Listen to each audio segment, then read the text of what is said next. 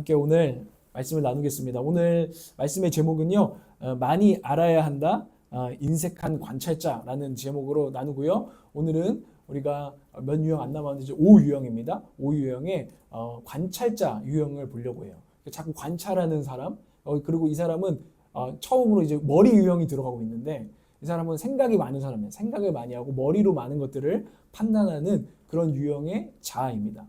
이 자아의 기본적인 태도는 많이 알아야 된다는 겁니다. 그러니까 우리가 이런 말도 있잖아요. 아는 것이 힘이다. 이런 말이 있듯이 뭔가 먼저는 뭘 할 때 아는 것이 중요하다고 생각하는 것이죠. 그래서 이 사람이 추구하는 어떤 자기의 모습은 현명한 사람, 그리고 통찰력이 있는 사람을 굉장히 추구하는 그런 경향의 자아라는 것이죠. 주로 머리를 사용한다고 했어요. 그래서 이 아주 객관적인 것들을 추구합니다. 그리고 많이 탐구심이 많아요. 탐구하고 이런 것들을 좋아하고요. 이런 사람들은 되게 고지식할 것 같은데 그렇지 않아요. 새로운 정보나 새로운 사실이 굉장히 열려 있어요. 그런 거 어디서 볼 수 있냐면 과학자들이 사실은 굉장히 은근히 개방적인 거 아세요? 왜냐하면 과학적으로 증명되기 전까지는 기존의 어떤 가설들을 사실로 아니면 검증할 수 있는 것들로 일단 들어봐요. 그게 이제 과학자들의 그런 굉장히 열린 태도거든요. 이 유형에서 과학자도 많이 나오고 발명가도 많이 나온대요. 그리고 뭐 어떤 이런 연구자, 생물학자 이런 사람도 많이 나오게 되는데 이런 개방성도 있는 사람이죠. 그러니까 꼭 맞다 아니다 이런 게 아니라 꼭 그렇게까지 생각하고 있나 한번 생각해보자 이런 식으로 굉장히 열려있는 뭐 알아야 되니까 열려있는 태도를 가진 면도 있습니다.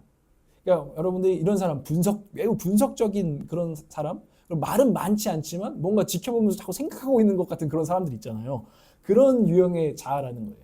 그래서 이제 내적인 탐구도 즐기기 때문에 이 사람들은 이렇게 명상 같은 것도 잘하는 거죠. 이렇게 속으로 생각을 하는 거죠. 이런 유형의 사람들 중에는 철학자도 많이 나온대요. 철학자, 과학자, 그리고 이미지로는 뭔가 책 읽으면서 생각하는 사람들 있잖아요. 사람들하고 많이 얘기 안 하고. 신학자들 중에도 굉장히 이 유형이 많다고 해요. 그래가지고 조용히 이렇게 보면서 세상을 보면서 하나님에 대해서 여러 가지 생각을 하는 거죠. 이런 책벌레 이미지도 있는 사람이 이 5유형의 자아예요. 그래서 보통 점잖은 좀 느낌을 주기도 하고요. 좀 신중한 느낌을 주죠. 왜냐하면 생각해야 되니까. 거리를 좀 두고 갑자기 끌어올리는 게 아니라 잠깐만 나 좀 생각할 시간이 필요해. 이러면서 신중하게 이것들을 따져보는 이런 유형의 사람이라는 거죠. 그래서 어떤 이미지 여러분 주위에도 이런 사람이 있을지 몰라요. 남들에게 진짜 가끔은 저 사람이 무슨 생각을 하나? 이런 면도 있고 그리고 저 사람이 왠지 나를 자꾸 분석하고 있는 것 같아. 나를 보면서도 뭔가 전 사람은 저런 사람이구나. 조용히 말은 않고 이렇게 분석하고 있는 그런 느낌의 사람일 수도 있어요. 저도 옛날에 이제 검사를 했을 때 저는 이제 나중에는 7유형이 나왔지만 제가 한참 신학하는 와중에도 제가 학교 신학대학원에 무료로 검사하는 게 있어서 무료 이거 받아야지. 이거 원래 돈 얼마나 내야 되는 건데 하고 가서 받았을 때 그때는 제가 충분한 설명을 안 하고 검사에 임했더니 저는 5유형이 나왔어요. 그때는 제가 굉장히 탐구하는 이제 신학을 하면서 계속 생각하고 많은 것들을 내면 안에서 이제 걸러내고 이런 시간이어서 그런지 이 탐구자, 관찰자 유형의 사람이 나왔거든요. 그때 이제 제가 그 시즌을 지나갔을 때 저한테 누가 했던 말이 기억이 나요. 저한테 근데 전도사님 앞에서는 제가 솔직하게 말을 다 못하겠다. 왜냐하면 당신이 나를 너무 이렇게 보면서 자꾸 뭘 생각하고 있는 것 같대.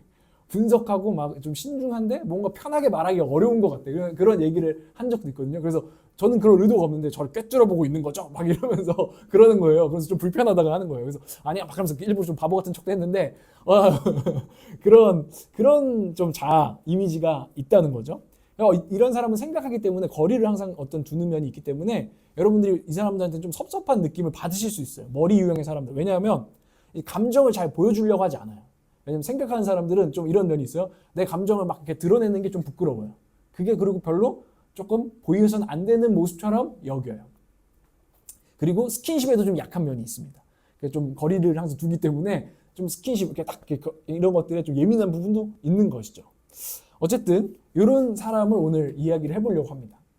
이런 사람이 아까 말했지만 아는 것이 힘이다.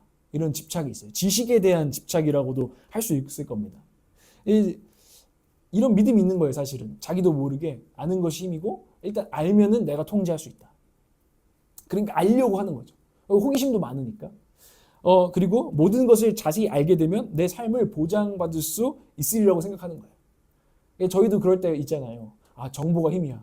그래서 저도 요즘 막 집 같은 거 알아본다 했잖아요. 차도 알아보고 막 하면서 진짜 막 인터넷으로 뭘 얼마나 알아보는지, 그러니까 안 알아보면 정보 없으면 내가 손해볼까 봐. 내가 다 알고 나면 이게 통제가 되고 요거야 딱 할 수 있을 것 같아서 했는데 저는 실패하고 말았답니다. 걱정과 염려에 오히려 빠지고 말았어요. 시간을 잃고 눈은 충혈되고 너무나 힘들었어요. 근데 그 믿음이 있는 거죠. 아, 알아야지 손해 안 봐. 이런 믿음이 있는 거죠. 알아야 해. 알아야 해. 많이 알아야 해. 뭐 이런 것들이 있는 거죠. 이들이 집착하는 것이 지식이에요. 바보가 되기 사실 두려운 거예요. 내가 몰라서 바보가 되는 거. 내가 모르고 말했다가 사람들이 내가 모른다는 사실이 들통나는 거. 막 이게 너무 막 부끄럽고 수치스럽고 두려운 거죠. 사람 안에 그런 것들이 존재하는 거죠. 그래서 나는 알아야 해. 바보가 될 수는 없어. 이런 이제 생각들이 있다라는 것입니다. 그러다 보니까 알아야 되니까 공부나 관찰에 빠지는 거죠. 공부해야 해. 관찰해야 해. 저도 요즘 막 계속 공부해야 돼. 더 막 알아야 돼. 이런 욕심이 저도 있거든요. 너무 이해가 갑니다. 그래서 일단 한 발짝 좀 떨어져서 이것들을 관찰하기를 계속 하는 겁니다. 공부하는 거예요. 머리로 일단 판단하고 파악이 되어야 안전하다고 느끼기 때문이죠. 근데 이제 그래서 이런 사람 중에는 이런 통계가 나와요. 이런 유형의 사람 중에는 여러분 주위에도 그런 사람 혹시 있어요? 저희 주변에 좀 있습니다. 학위를 해요. 학위를 계속 따요. 신학자 중에 진짜 많아요. 우리 목사님들 중에 목사님 또 공부하세요. 더 공부해야 될 것 같아. 아직도 모르는 것 같아. 그래가지고 또 무슨 학위 또 따로 가시고 또 무슨 훈련 받으러 가시고 또 무슨 공부하러 가시고 막 이거를 평생을 이어가는데 결국에는 좀 아무것도 안 하세요. 공부만 하다가 거의 인생 거의 끝나간다 하면서 사람들이 저분은 정말 아직도 공부를 하시나? 이럴 정도로. 왜냐면 다 알아야 되니까. 근데 다 알려고 하니까 아직도 모르는 것 같으니까. 이제 이런 경향도 있다라는 거죠. 그들은 이렇게 다 알아야 된다. 그래서 관찰하고 공부하는 것, 지식에 집착이 있다는 거죠. 근데 그것 안에는 뭔가 부족함이 사실 있는 거예요. 사람 안에 어떤 결핍이 있다는 것입니다. 그 결핍은 공허함이죠. 정보를 내 안에 채움으로 공허함을 채우고 싶어하는 인간의 사실은 연약함이 여기서 나타납니다. 모르니까 좀 공허하고 알면 뭔가 채워지는 것 같아요. 그래서 많은 사람들이 인문학 열풍이 불었잖아요. 이 의미가 없는 삶을 뭔가 책 읽으면서 문학이나 이런 게 우리를 채워주는 것 같으니까 사람들이 계속 문학을 보는 거 아니겠어요? 책을 보는 거죠. 책벌레가 돼서 그게 뭔가 우리에게 만족감을 주니까 계속 채우는 거예요. 어떤 정보나 지식으로 공허함을 채우려고 합니다. 이 사람들은 공허함에 사실은 공허함이 있다는 거예요. 뭔가 보는 것으로 뭔가를 채우고자 하는 마음이 있다는 것입니다. 그래서 이들이 회피하는 게 하여튼 공허함이에요. 그것 때문에 자꾸 지식에 집착하는, 뭔가를 모으는 거에 집착하는 부분이 있습니다. 그리고 이들이 또한 회피하는 것은 이론 없는 걸 회피해서 이론을 세워야 돼, 꼭. 그러니까 이론이라는 게 막 어떤 논문을 내서 이론을 막 발표하고 이런 차원을 쫓아, 이분들 중에 분명 이런 학위 논문을 내고 이런 사람이 굉장히 많습니다. 그런데 그뿐만 아니라 내가 세상을 딱 보니까 뭐 지금 저는 이제 부동산에 관심이 많으니까 부동산을 딱 보니까 요렇게 하구나 하고 이론을 딱 세우고 나면은 뭔가 안정감을 느끼는 거죠. 아, 그래, 됐어. 나 이제 파악했어. 이제 그래서 이론을 항상 세워야지 이렇게 안전함을 느끼는 거예요. 그래서 딱 자기가 이론을 가지고 있어야지, 이게 돌아가는 걸 알아야지 내가 딱 잡고 있다라는 마음, 든든한 마음. 그러니까 정보가 많아지면 내가 든든해지는 거죠. 이론이 딱 세워지고. 그러면 통제감을 느낀다는 거예요.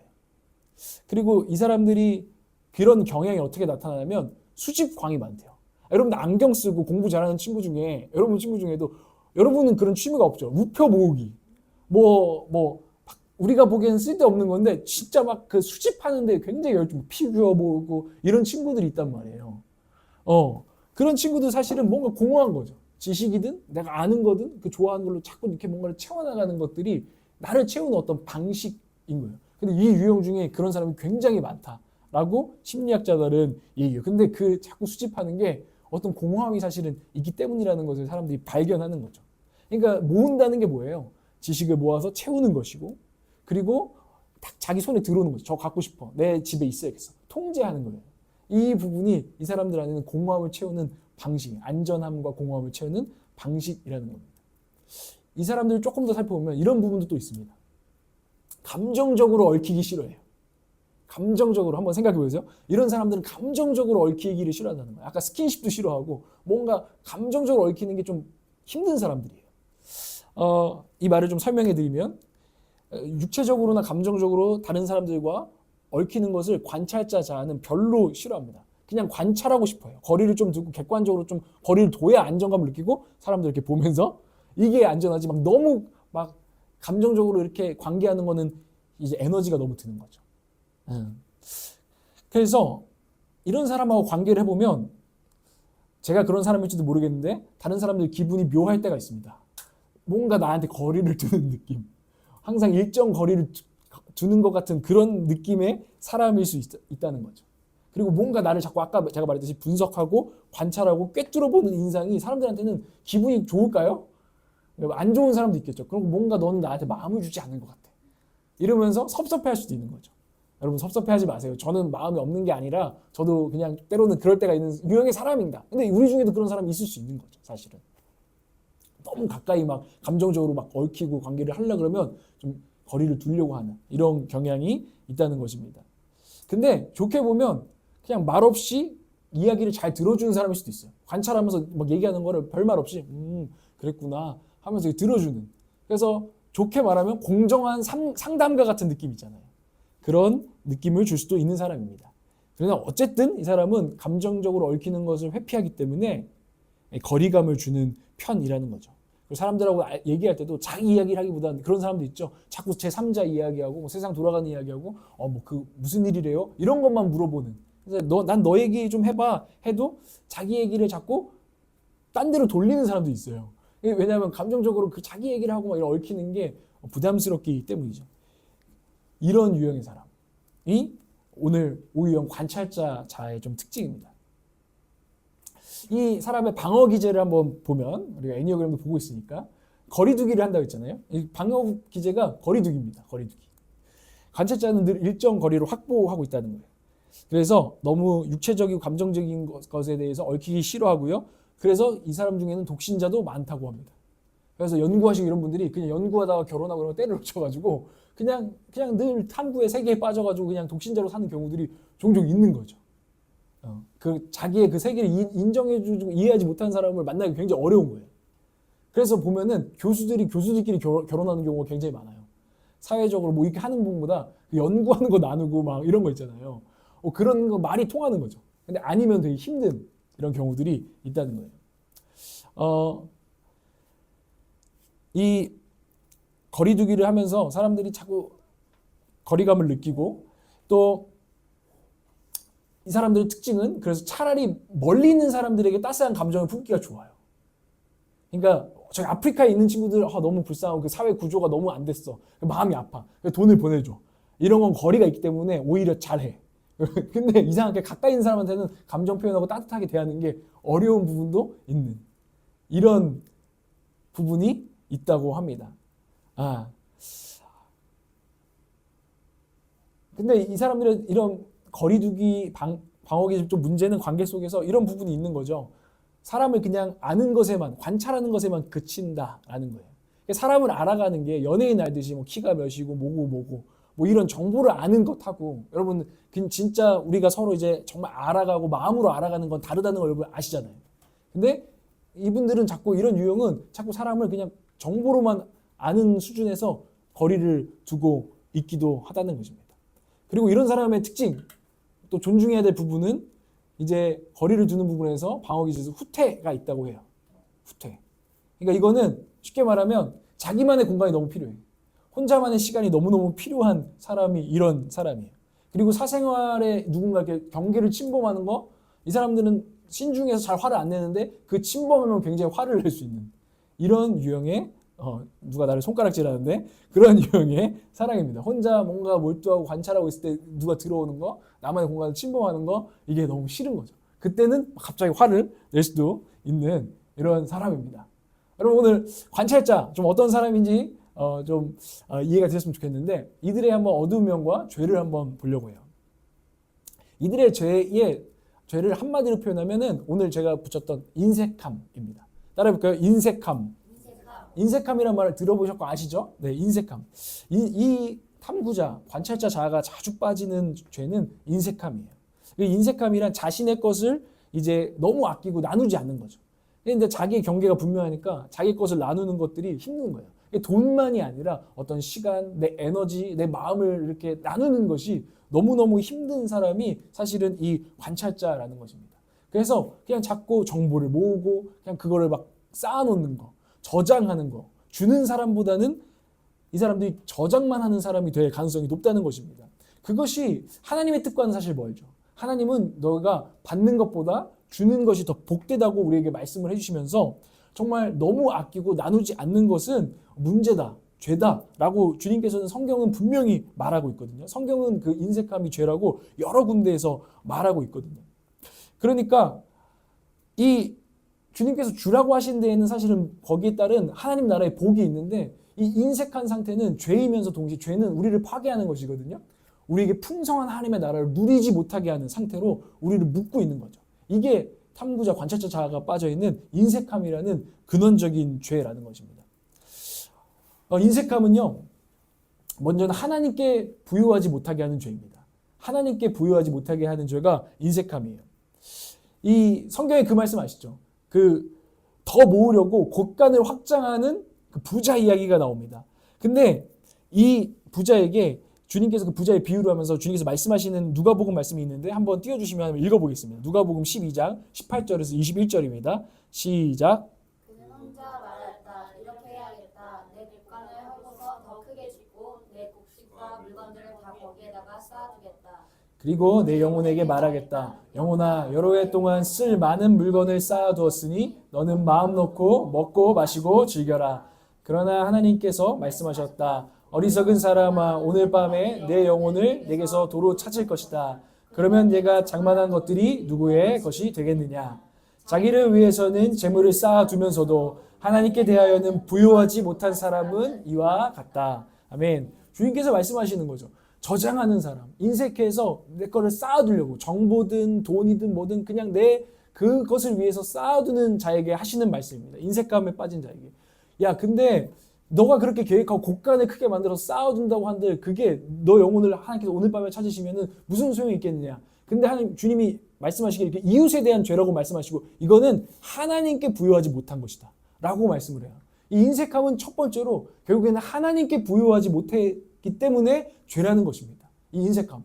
이것은 절제하고는 달라요. 좀 아끼고 이렇게 절약하는 거 있잖아요. 그 절제하고 인색함은 다릅니다. 그것에 대해서 제가 다 설명을 할 수는 없지만 여러분이 오늘 말씀을 통해서 내가 지금 절제를 하고 있는 건지 아니면 하나님께 지금 인색한 것인지를 한번 생각해 보시기 바라요. 어쨌든 인색함이 죄라는 것은 첫 번째로 그것은 하나님께 부요하지 못하다는 것입니다. 네 영혼을 하나님께서 찾으실 거라는 거예요. 그 말은 하나님께서 네 영혼의 주인이고 네 영혼이라는 건 사실 우리 인생의 모든 시간과 우리 에너지와 마음이 하나님 것인데 네가 자꾸 너에게만 집중해서 하나님께 부여하지 못한 죄를 짓고 곳간에 모든 것을 쌓아두려고만 하고 있구나. 이거 인색함은 근원적인 죄다라는 이유라는 것입니다.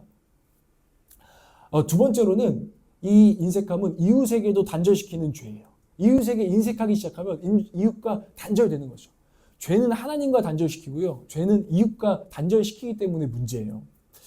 여러분, 선한 사마리아인 이야기를 잘 아시잖아요. 어떤 이가 여리고에서 강도를 맞은 거예요. 근데 3명의 부류가 지나가는데 먼저는 제사장이 지나고 다음은 레위인이 지나가고 그 다음에 선한 사마리아인이 지나가죠.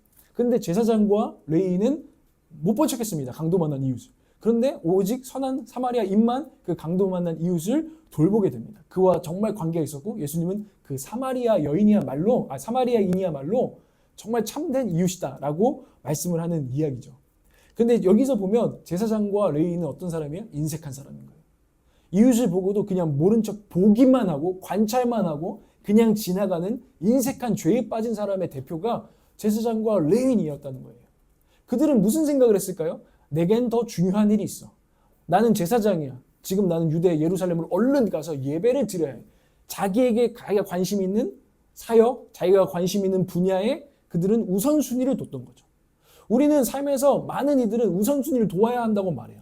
성공하는 자기개발서도 제가 요즘 원띵이라는 책을 읽거든요. 그 책의 내용은 성공하려면 다른 사람 이런 것들 여러 가지 있는데 그거 다 끊어내고 네가 진짜 원하는 그 한 가지에 집중할 때만 성공할 수 있고 뚫어낼 수 있어. 돋보기 햇빛을 모아서 에너지를 모아야만 불을 낼 수 있는 것처럼 원띵 해야 돼 라는 메시지에 우리는 당연하다고 생각합니다. 그래서 신앙생활에도 우선순위 너무나 많이 얘기를 합니다. 그런데요, 생각해 보세요. 내가 오늘 예배하러 오는데 난 예배가 우선순위지. 막 이런 아무리 영적인 생활을 한다라도 이웃이 오늘 넘어져 있고 다쳐 있는데 내가 그것도 모른 척하고 간다면 그거 하나님 정말 원하시는 것일까요? 아니요, 그건 우선순위가 아니라 인색함이죠. 그냥 자기에게 제일 중요한 거기에 빠져서 이웃과는 단절되는 인색하게 구는, 그냥 보고 지나쳐버리는 이런 것들이 인색한 관찰자, 이 죄인의 특징이고 우리 안에도 이런 인색함이 이웃과 단절시키는 인색함이 있지 않나 오늘 성경은 지적하고 있다는 것입니다. 그래서 결국에는 네 이웃을 정말 내 몸과 같이 사랑해라 라는 그 말씀을 어기게 하는 죄라는 것이죠. 마지막으로 인색함은요, 저는 죄가 참 그런 것 같아요. 하나님과 단절시키고, 죄는 쉬워요. 정말 하나님과 단절시키고 이웃과 단절시키고 결국은 스스로도 파괴시키는 게 죄인데요. 결국 이 인색함은 본인도 하나님의 나라를 누리지 못하게 하기 때문에 죄라는 것입니다. 천국을 누리지 못하게 한다는 것이죠. 마음의 인색함이 있어요. 인색함. 이 마음의 인색함을 표현하는 구절이 고린도후서의 9장 7절에 있는데 한번 읽어보겠습니다. 시작. 각자 마음에 정한 대로 해야 하고 아까워하면서 내거나 마지못해서 해야 하는 일이 없어야 합니다. 하나님께서는 기쁜 마음으로 내는 사람을 사랑하십니다. 이 고린도후서의 말씀인데 헌금 문제 때문에 그런 거예요. 얼마나 내야 되지? 하는데 그거를 이제 바울이 보니까 아니 막 헌금 억지로 내. 여기 개역 개정 성경에는 인색함으로나 억지로 하지 맙시다라고 이제 선포해요.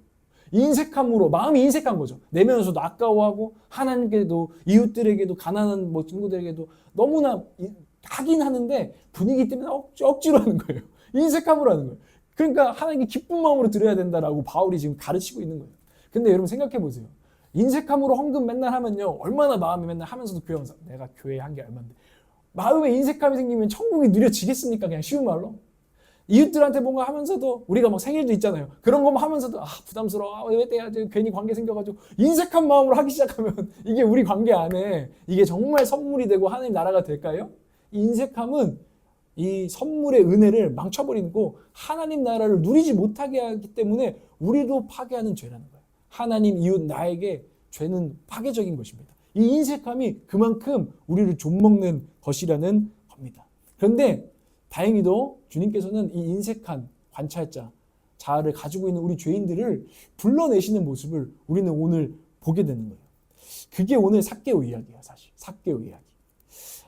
한번 삭개오를 한번 생각해 봅시다. 삭개오는요, 이 오유형 인색한 관찰자 유형의 대표적인 인물이라고 우리가 해석할 수 있어요. 그는 항상 보기만 하고 항상 거리를 유지하는 사람이에요. 또 그리고 항상 모으기만 하는 사람이고 인색한 사람이었어요. 그래서 부자가 된 사람이죠, 사실. 삭개오 생각해 보세요. 삭개오는 세리장이었어요. 세리 중에서도 세리. 세리는 세금 걷는 로마의 밑에서 유대인들 동족들에게 세금을 걷는 사람인데 일단 모으는 사람이에요. 쌓아놓는 사람. 그래서 이 사람은 더 많이 욕심이 많아서 더 많이 더 많이 모아야지 했던 사람이 이 세리장 삭개오죠. 세리 중에도 세리장이라는 건 삭개오가 진짜 못된 세리였다는 거예요, 사실은. 그만큼 잘 뽑아내고 잘 빨아내는 그런 세리였기 때문에 세리 중에서도 세리장이 된 사람이, 그러니까 이 삭개오가 우리는 지금 보면서 귀엽지만 실제 있는 사람한테 엄청 진짜 미움, 진짜 죽일 놈이죠, 사실은. 근데 이 사람은 상관 안 해요. 그 사람은 이웃들하고 나는 거리를 두니까 내가 잘 먹고 잘 사는 게 먼저지. 이 지금 현실을 봐. 객관적으로 말이야. 내가 분석해 보니까 지금 세리를 해야 되는 때인 거야. 하고 자기가 이론을 세우고 이웃들하고는 거리를 두고 동족들이 피가 빨려서 아프든지 말든지 로마 치하에서 그것을 당하면서 막 그 분에 막 감정적으로 막 들끓고 막 일어나자 이러든지 말든지 나는 감정적으로 얽히기도 싫고 나는 모을 것이고 나는 거리를 둘 것이고 난 내 방식대로 살 거야. 그 대신 내가 모아놓은 이 돈은 내 친구야. 가장 든든한 친구는 돈이라고 생각하는 사람인 거죠. 가장 든든한 친구는 내가 모아놓은 내 것이라고 생각하는 사람이 이 세리 삭개오, 인색한 관찰자. 그런데 그는 모아놓은 게 든든하기도 했지만 늘 공허했던 것 같아요. 아무리 채워도 모으고 모아도 공허함을 느꼈던 것 같아요. 심심함을 느꼈던 것 같아요. 그게 막 공허해 죽겠어 이건지는 성경을 통해서 볼 수는 없어요. 그런데 헛헛함. 그래서 아마 그 사람은 쓰는 재미를 찾았을 거예요. 모으는 재미를 느꼈으니 쓰는 재미를 한번 느껴보자. 돈 많이 모았으니까 이 세리가 죄인들의 친구고 창녀들의 친구거든. 창녀들 불러서 놀았다는 거예요. 세리들이. 돈이 많잖아요. 창녀들 길거리에 그냥 시정잡배들 모아서 파티를 벌이고 때로는 놀아보는 거죠. 모은 것으로. 그 재미도 느껴봤는데 그래도 헛헛했던 모양이에요. 그러니까 또 다시 모으고. 이렇게 인생을 보여주는 거죠. 모으는 재미, 쓰는 재미, 모으는 재미, 쓰는 재미. 이 공허한 관찰자, 구경꾼. 그냥 이런 사람의 삶을 지금 삭개오는 살고 있었다는 것입니다. 그런데 예수라는 사람이 온다는 거죠. 랍비 중에서도 요즘 제일 핫한 랍비. 유대 종교의 가장 큰 지금 인기 많은 지도자 중에 한 사람인 예수가 자기 동네 여리고를 지나간다는 거예요. 아, 심심한 인생이잖아요. 그러니까 구경 나가는 거죠. 예수님 만나려고. 삭개오를 생각해보세요. 예수님의 제자가 되겠습니다. 한번 봅시다. 이러고 나가는 게 전혀 아니에요. 삭개오는 그냥 그런 인생을 살고 있던 와중에 니들이 날 욕해? 뭐 난 거리 두고 살 거니까 괜찮아. 살고 있는데 그래도 마음 사실 영혼 한켠에는 공허함과 죄책감이 있던 사람이죠. 그거를 그냥 든든한 자기의 재산으로 뭐 그냥 부로 치장하고 사는 사람인데 그 심심하니까 예수님 보러 간 거예요. 근데 키가 작았대. 키가 작아가지고 나무에 올라가죠. 나무에 올라간 것도 사실은 거리를 두고 있죠. 그냥 구경하려는 거예요. 예수님을 진짜 주인으로 맞아들이겠다 이런 뭐 진지한 마음 따위는 사실 없었다는 것입니다. 그런데 놀라운 거죠. 예수님께서 그에게 갑자기 다가오는 거예요. 그리고 삭개오를 불러내게 되는 것입니다. 삭개오는 대표적인 인색한 관찰자예요. 근데 현대인들 안에도 우리는 사실은 대부분 인색한 관찰자 자아를 가지고 있어요. 현대인들은 헛헛함을 보는 것으로 채웁니다. 오늘 삭개오가 나무에 올라가서 그냥 뭔가 구경하면서 그냥 이 할일 없는 인생, 허무한 인생, 공허한 인생을 채우려고 하는 것처럼 우리는 넷플릭스로 아니면 유튜브로 미디어로 아니면 책, 뭐 고상한 책 뭐든지 사람들은 우리 안에는 그런 보는 것으로 채우려는 현대인들의 자아가 여기는 숨어 있어요. 그리고 사실은 거리를 두고 있죠. 안전하게. 자극적인 걸 보고 있지만 뭐 여러분 범죄 저지르겠어요? 막 범죄물 좀 스릴러 보면서 우와 하지만 여러분 거기에 들어가겠어요? 그거 아니잖아요. 아니면 막 아프리카 이런 거 보면서 막 뭐 이런 막 그런 거 있잖아요. 막 감동적인 거 보면서 막 만족하고 하지만 사실은 거기에 직접 우리가 거리감이 있잖아요. 진짜 참여한 사람은 굉장히 적죠. 어떤 감동적인 뭐 스토리를 보고 그냥 그런 걸로 채우고 있는 삭개오와 같은 인생들이 사실은 우리의 지금 이 시대의 인생들이 아닌가 하는 거예요. 근데 그런 인생들에게 예수께서 다가오시는 거죠. 그리고서 이름을 부르시는 거죠. 삭개오야, 너 어서 내려와라. 라고 예수님께서 삭개오야 하고 부르신다는 거예요. 이 관찰자의 어떤 뽕나무에 올라가 있는 삭개오를 예수님 찾아오셔서 불러내십니다. 너 그렇게 할 일 없는 인생, 공허한 인생, 너가 쓰는 재미, 모으는 재미 다 해봤지만 너 정말 만족하니? 네 영혼이? 물으시면서 사실은 삭개오를 지금 불러내신다는 거예요. 이 공허한 그 구경꾼에게. 이 부르심이 삭개오에게 어떤 의미가 있었을까? 한번 생각해 봐야 되는 거죠. 삭개오에게 예수님이 나한테 찾아오셨다는 그 사건은 지금 삭개오에게 무슨 의미가 있었을까? 예, 그 당시 유대 랍비는요, 삭개오 세리라고는 절대 상종 안 해요. 만약에 이렇게 생각하시면 돼요. 제가 목회자인데, 뭐 제가 어디 막 술집 여자랑 맨날 만나서 차를 마셔요. 여러분이 저를 좋게 보겠습니까? 아마 오해가 있을 거예요. 편견이 있을 거예요. 지금 그래 역시 우리 전사님은 정말 은혜로 편견이 없으시구나 이렇게 생각하기보다는 많은 사람들이 오해하겠죠. 특히 뭐 제가 만약에 조선시대 그 마지막 우리 일제강점기 때 제가 막 친이파들이랑 제가 친하게 지내면 여러분들이 저 목사가 말이야 여러분 당연히 그랬겠지 않겠어요? 랍비들이 절대 세리하고는 상종하면 자기 랍비로서의 권위를 잃어버리는 거예요. 사람들의 오해를 괜히 받고. 그러니까 만나서 랍비가 세리를 만나서 세리장을 만나서 이야기할 일이 없는 거죠. 근데 삭개오 입장에서 랍비가 나에게 늘 지들이 나한테 거리를 둬. 그러면 삭개오는 차라리 잘됐다 새끼들 와서 설교나 하고 잘난 척이나 하겠지. 뭐 이런 마음으로 거리를 두겠죠. 뭐. 근데 희한한 거죠. 랍비 중에 지금 가장 핫한 랍비라는 예수님께서 그에게 와가지고 오해를 받을 텐데 삭개오야. 이 수많은 사람 중에 자기를 불러내시는 거죠. 그런데 이 삭개오라는 이름에는 엄청난 아이러니가 있어요. 삭개오 이름의 뜻이 뭔지 아세요? 혹시 아시는 분 있으세요? 삭개오 이름의 뜻은 깨끗한 자, 순전한 자라는 뜻이에요. 이름이 사기꾼인데 이름이 박정직인 거죠. 그죠? 부정하고 더러운 돈으로 부자가 된 사람인데 넌 깨끗한 자, 순전한 자가 이름의 뜻인데 예수님께서 삭개오야. 깨끗한 자야, 순전한 자야. 어서 나에게로 내려오라 라고 말씀을 하셨다는 거예요. 근데 막 그게 예수님 비꼬면서 얘기했을까요? 너 아니잖아. 근데 야 깨끗한 자야? 뭐 이런 뭐 간사한 음성으로 삭개오를 불러내시는 게 아니라 삭개오를 감동하는 진짜 그를 깨끗한 자로 순전한 자로 여겨주시는 따뜻한 음성으로 삭개오야 어서 내려와라. 내가 오늘 다른 집도 아니고 네 집에서 내가 거하게 하겠다. 전 예수님의 이 모습이 너무나 감동적입니다. 삭개오는 짧은 지문이라 다 소개되어 있지 않지만 삭개오는 감동해서 내려왔어요. 그리고 그 다음에 그 다음 구절이 있는데 삭개오가 기뻐하면서 예수님을 영접하고 자기 집으로 모셨다는 거예요. 예수님께서 자기에게 거리를 두는 이 관찰자에게 거리를 좁혀서 다가오셨을 때 그는 이것을 은혜로 받아들였다는 것입니다. 지금도 예수님은 우리를 불러내십니다. 인색한 우리들을 삭개오야, 또 누구야 하고 불러내시는 줄 믿습니다. 이 은혜의 초청이 오늘 저와 여러분에게도 있는 줄 믿으시기를 바랍니다.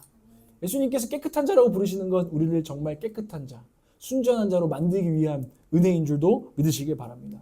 그리고 그 나무에서 어서 내려오라 라는 초청은 그 공허한 자리에서 늘 관찰만한 자리에서 진짜 인생으로 살아있는 인생으로 내가 너를 초청한다. 나아오라는 음성인 줄 믿으시길 바랍니다. 예수 영접하는 게 그런 삶이라는 거예요. 그리고 오늘 내가 네 집에서 묵어야 하겠다는 것은 이제는 주님께서 성령으로 우리 하나님의 집이 된 성전이 된 우리 가운데 영원히 거하시겠다는 은혜의 약속이고 초청이라는 것을 기억하시기를 바랍니다. 문제는 그냥 이 예수님의 초청 가운데 우리의 교만이 문제인 거예요. 이 초청을 삭개오는 받아들였어요. 근데 사실은 삭개오는 받아들이는 게 여러분 성경을 좀 깊이 보셔야 돼요. 삭개오가 그냥 예수님 슈퍼스타니까 그냥 우리 집에 모시는 게 좋았다. 뭐 이렇게만 보면은 안 되는 것이죠. 삭개오는 사실 늘 거리를 두는 사람이에요. 근데 뭔가 그를 바꾼 것이죠. 그리고 이 은혜의 초청을 받아들이게 된 것이죠. 삭개오가 이랬을 수도 있는 거예요. 네가 뭔데 나한테 뭐 깨끗한 자래 말해. 교만하게 거부할 수도 있는 거죠. 예수님 영접하지 않을 수도 있는 것이죠. 그리고 뭐 내 집에 내 집이 몇 5성급 호텔 같은 내 집인데 아무나 재워주는 줄 알아? 이 머리 둘 것도 없이 돌아다니는 양반이 막 나사렛에서 온 촌놈 주제에 와가지고 지금 여리고 지금 잘 나가는 동네에 와가지고 뭐 지금 이럴 수도 있어요. 주님을 거절할 수도 있었어요. 교만하게. 근데 삭개오는 그래도 인정했던 것 같아요.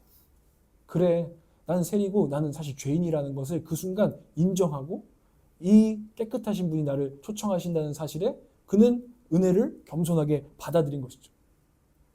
그리고 그분이 나보다 나은 분이라는 걸 인정하고 또 받아들인 것이죠. 이 은혜의 초청 안에는 이 또 삭개오가 은혜를 받아들인 또 겸손함이 있었다는 것을 우리가 기억해야 되는 것입니다. 여러분 오늘 주님께서 우리의 인생을 초청하십니다. 근데 요즘도 여전히 주님은 우리를 초청하시는데 여러분은 그 영접을 정말 기쁨과 오늘 삭개오 어린아이처럼 기뻐하는 것처럼 겸손하게 받아들이고 있습니까? 아니면 여러분의 태도가 요즘 교만해졌습니까? 주님의 초청, 오늘 또 이 예배의 자리, 여러분의 삶의 자리 이런 초청이 혹시 여러분 그 나무에서 내려오라는 주님의 초청이 내게로 오라는 그 초청이 여러분 가운데에 혹시 받아들이지 않고 거절하고 있는 것은 아닌지 우리의 마음을 돌아봐야 되는 거죠. 그런데 중요한 것은 이것입니다. 예수님께서 그런 사람들 있잖아요. 예수님이 삭개오 집에 가니까 사람 수군거렸잖아요. 지들은 죄인이 아니라고 잘났다고 교만했던 사람들은 야 저가 죄인의 집에 거하신댄다 하고 수군거렸다고 나오는 거죠. 얼마나 수군거렸을까요?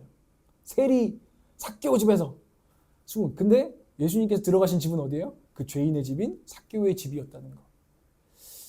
우리가 겸손히 주님의 은혜를 받는 영혼이 되시기를 주님을 축복합니다.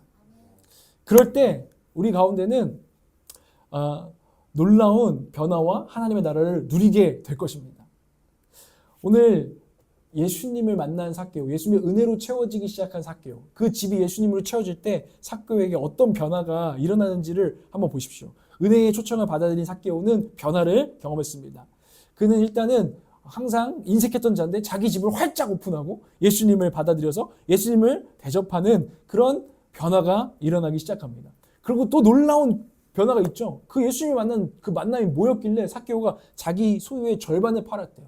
이게 보통 변화입니까? 자기 소유의 절반을 파는 거. 정말 놀라운 변화고 심지어 자기가 속여 빼앗던 그동안 부당하게 빼앗던 것에 대해서 4배로 갚겠대요. 이게 무슨 말이냐면 율법에 4배로 갚으라는 게 아니라 5분의 1을 그냥 더하여 갚는 거예요. 원래 원금에다가 5분의 1을 네가 피해 입었으니까 이렇게 갚아라 라는 게 법이에요. 그것만 해도 되는데 아니 그게 아니라 400%로 갚겠다는 거. 말도 안 되는 지금 얘기를 삭개오가 은혜 받고서 하기 시작하는 거예요. 삭개오가 미친 거죠. 사실은. 엄청난 변화를 지금 삭개오가 은혜 가운데에서 주님을 영접했을 때 지금 경험하고 있습니다. 그러면서 진짜 이런 말이 있어요. 지갑이 회개하지 않으면 회개하지 않은 거라고. 근데 삭개오의 지갑이 회개해가지고 그렇게 막 보상을 넘어서 인색함을 넘어서 나누기 시작하는 사람으로 변화되었다는 것이죠. 여러분 예수 만나면 이렇게 돼야 되는 줄 믿습니다. 우리의 인색함을 돌파해야 되는 것이죠. 예수님의 은혜가 우리를 그렇게 만들어간다는 것을 믿으시길 바라요. 그래서 내가 인색해질 때 주님 은혜가 필요합니다. 주님 저 이 인색한 것에 빠지기 원치 않습니다. 기도해야 되는 줄 믿습니다. 주님이 우리 가운데 거하시는 삭개오의 집에 거하실 때 주님의 은혜가 우리 가운데 거할 때는 이런 은혜가 넘쳐 흐르게 되는 줄을 믿으시길 바라요. 그리고 또 점검하시길 바란다는 것입니다. 어쨌든 삭개오는 이 은혜로 하나님의 나라를 누리고 있는 것입니다. 삭개오가 지금 억지로 하고 있습니까? 기쁘게 예수님이 막 야 너 이제 은혜 받으니까 헌금 좀 해라 뭐 이렇게 말씀하신 거 없죠?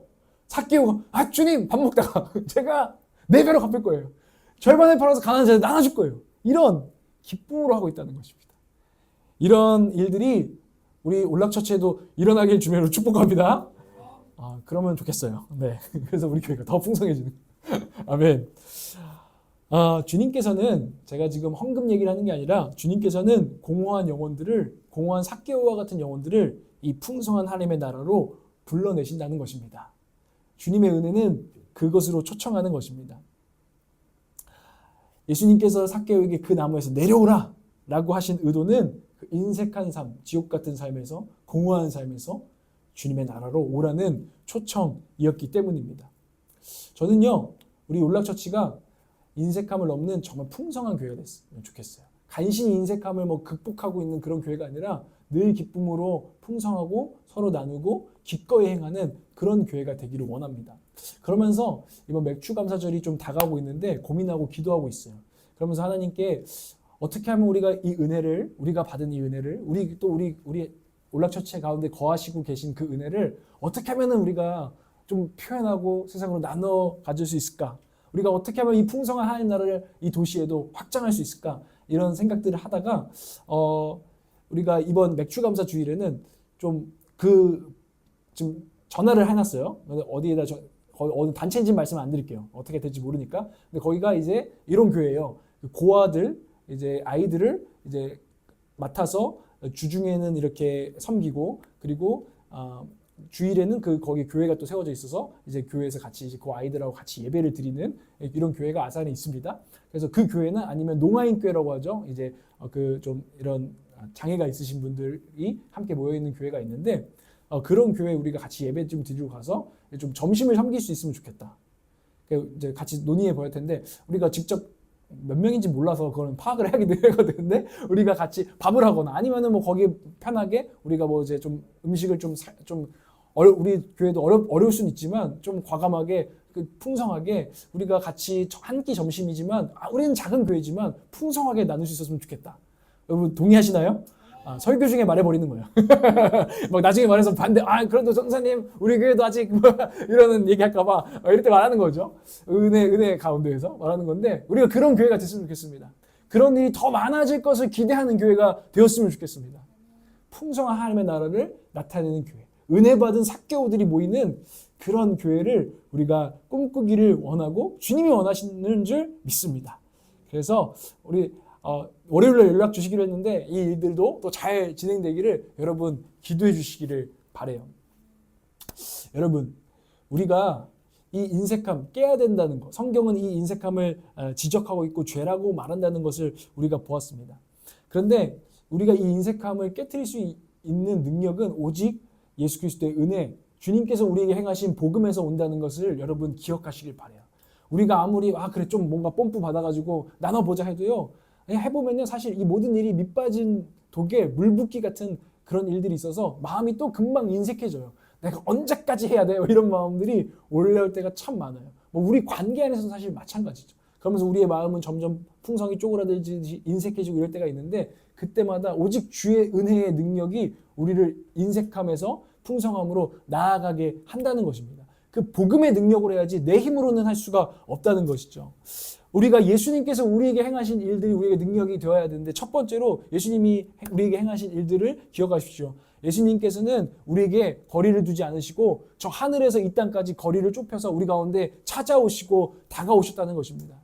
그 많고 많은 우리 중에서도 먼저 우리에게 예수 믿도록 예수 안에서 은혜 누리도록 우리에게 다가오셨다는 그 은혜를 예수님께서 우리에게 거리를 좁혀서 찾아오셨다는 그 은혜를 기억하시고 여러분들도 하나님과 이웃에게 거리를 두는 사람들이 아니라 좀 더 다가가서 나눔을 하는 그런 은혜를 누리시기를 바랍니다. 두 번째로 주님께서 우리에게 행하신 일은 주님은 우리의 문제에 자신을 던지셨다는 겁니다.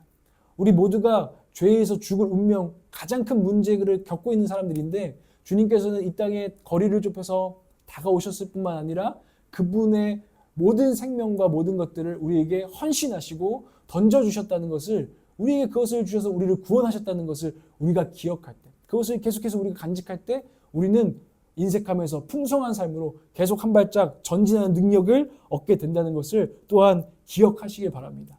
주님은 이 땅에 오셔서 돌아다니면서 관찰만 하고 보고만 있지 않으시고 자신을 우리의 삶에 관여시키시고 동참시키시고 우리와 함께 우리를 대신하여 고난을 받으셨다는 그 은혜를 주님께서 우리에게 행하신 일을 기억하는 교회가 되기를 원합니다. 마지막으로는 오늘 삭개오가 뽕나무에 있었는데 예수님께서 내려오라고 했어요. 근데 예수님께서 그에게 너는 깨끗한 자다, 순전한 자다라고 말하실 수 있었던 이유가 뭘까요? 삭개오는 나무에서 내려오고 예수님은 나무에 오를 것이기 때문입니다. 예수님께서는 삭개오를 대신해서 십자가에 달려서 그를 대신해서 죽으실 것이기 때문에 그가 깨끗한 자요 순전한 자가 될 수 있다는 것을 미리 예언적으로 아시고 너는 깨끗한 자야. 왜냐하면 내가 너의 문제, 너의 죄의 문제에 대해서 내가 값을 지불할 거거든. 이라고 했던 은혜의 주님이십니다. 그 주님께서 삭개오만 나무에서 내려오라게 하신 게 아니라 저와 여러분을 그 죄의 나무에서 내려오고 내가 너를 위해서 나무에 달렸노라 이미 이루신 줄을 믿으시기 바랍니다. 그 은혜가 그 능력이 우리를 풍성하게 할 줄 믿습니다. 그분이 그 고립된 인색한 나무에 달려가지고 하나님의 인색함을 당하신 거예요. 하나님이 죄인에게는 나중에 인색하실 거예요. 어떤 생명도 어떤 부도 하나님께서 죄인들 사실은 지옥에 갈 사람들에게는 흘려주시지 않겠다는 게 지옥이잖아요. 근데 우리를 그곳에서 건져내셔서 이제는 예수 그리스도 안에서는 우리가 하나님의 인색함이 아니라 하나님 아버지의 부요함을 누리고 풍성함을 누리는 자녀가 되었다는 것. 그 은혜를 기억할 때만 우리는 인색함을 깨뜨리게 될 것입니다. 세상 사람들은 인색해요. 손해보길 우리는 싫어해요. 이런 세상 가운데서 교회가 인색함을 깨뜨려야 합니다. 그것은 오직 복음의 능력, 주께서 우리에게 행하신 일 안에서만 옵니다. 그것을 믿는 우리 교회, 그 능력으로 사는 우리 교회가 되기를 원합니다. 인색한 삶에서 나와서 나누고 누리는 삶을 이 한 주간도 누리시길 바랍니다.